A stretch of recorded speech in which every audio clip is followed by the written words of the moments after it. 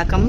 NMMS எழுதக்கூடிய பிள்ளைங்களுக்கு golden அவர் tips, அதாவது லாஸ்ட் மினிட்ஸு டிப்ஸ், அதாவது எதை பார்க்கலாம் அப்படின்ற மாதிரி பார்த்தீங்கன்னாக்கா, மேட் கொஷினை பொறுத்த வரைக்கும் நீங்கள் கொஷின் பேப்பரை வாங்கின உடனே ஒரு 4-5 ஐட்டத்தை எழுதி வச்சுக்கணும். அதில் ஃபஸ்ட் ஐட்டமாக பார்த்தீங்கன்னா ஏபிசிடியை நம்ம எழுதி வச்சுக்கணும். ஏபிசிடியை இசட் வரைக்கும் எழுதிட்டு அதில் வந்து அசெண்டிங் ஆர்டரில் நம்பரும் டிசெண்டிங் ஆர்டர் நம்பர்ஸும் போட்டுட்டிங்கன்னா உங்களுக்கு அந்த ஏபிசிடி வச்சு கணக்கு வந்ததுன்னா அதை ஈஸியாக செய்யலாம்.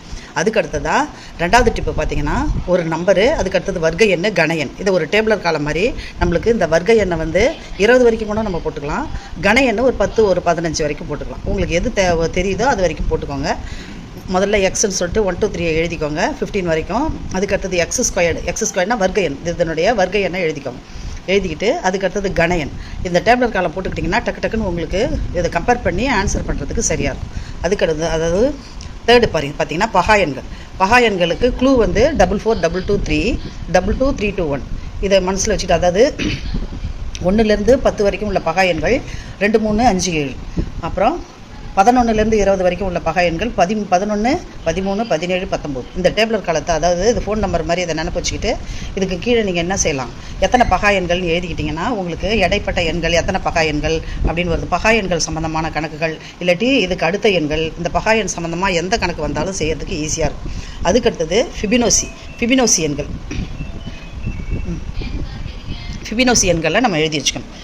1ஐயும் 1ஐயும் கூட்டினாக்கா 2, 2ஐயும் 1ஐயும் கூட்டினா 3, 3ஐயும் 5ஐயும் கூட்டினா 8, 8ஐயும் 5ஐயும் கூட்டினா 13. இந்த மாதிரி நம்ம ஒரு 15 எண்களை ஃபிபினோசி எண்களை எழுதிட்டிங்கன்னா இந்த நம்பர் சீரீஸ் ஃபஸ்ட்டு எடுத்த உடனே உள்ள கொஷினை அட்டன் பண்ணுறதுக்கு இந்த மாதிரி உள்ள சீரீஸில் வர்ற நம்பர்களை வந்து எழுதுறதுக்கு வசதியாக இருக்கும். அதுக்கடுத்தது திசைகளை நம்ம போட்டு வச்சுக்கணும். போட்டுக்கிட்டால் தான் திசை சம்மந்தமான வர்ற கணக்குகளை எழுதிக்கலாம். அதுக்கடுத்தது இந்த ஃபார்முலாஸ், சதுரம், செவ்வகம், அதுக்கடுத்தது கனச்சதுரத்துக்கு வெர்டெக்ஸ் ஃபார்முலா, இந்த ஆயிலர் சூத்திரங்கள், இதெல்லாம் நம்ம என்ன செய்யணும் போட்டுக்கிட்டா நம்மளுக்கு டக்குன்னு அதுக்கடுத்தது தனிவட்டி காண்றதுக்கு ஃபார்முலா, இதெல்லாம் ரீகால் பண்ணிக்கிட்டிங்கன்னா உங்களுக்கு சேட் கொஷின் அட்டன் பண்ணுறதுக்கும் ஈஸியாக இருக்கும், மேட் கொஷின் அட்டன் பண்ணுறதுக்கும் ஈஸியாக இருக்கும்.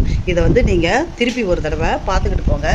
கொஷின் பேப்பரு ஒர்க்கிங் ஏரியாவில் இதை கடன்னு எழுதிக்கிட்டிங்கன்னா ஃபார்முலாஸ் எழுதலைனாலும் இந்த 4 ஐட்டம் 5 ஐட்டத்தை நீங்கள் குறிச்சிக்கிட்டிங்கனாக்கா உங்களுக்கு ஆன்சர், அதாவது ஒரு கேள்விக்கு 1 நிமிஷம் தான், ஒரு கேள்விக்கு 1 நிமிஷம். அதனால் நீங்கள் எந்த அளவு ஷார்ட்டாக திங்க் பண்ணி குயிக்காக ஆன்சர் பண்ணுறீங்களோ அந்த டைமை வந்து அடுத்த கொஷினுக்கு யூஸ் பண்ணிக்கலாம். அதனால் எல்லோரும் சக்ஸஸாக எல்லோரும் என்ன செய்யணும், என்எம்எம்எஸ்ஸில் பாஸ் ஆகிறதுக்கு வாழ்த்துக்கள். Thank you children.